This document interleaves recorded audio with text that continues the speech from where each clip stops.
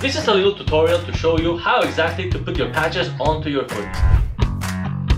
Obviously, the very first thing you're going to need is your St. George's hoodie. Of course, you're going to need a hot iron. Please make sure to use this only under adult supervision. And of course, you're going to need your proud little patch. Identify the exact position in which you're going to have your patch.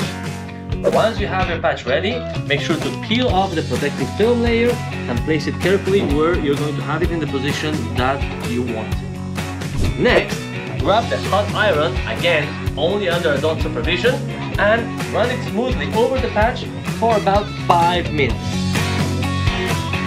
Very carefully so as not to burn the cloth.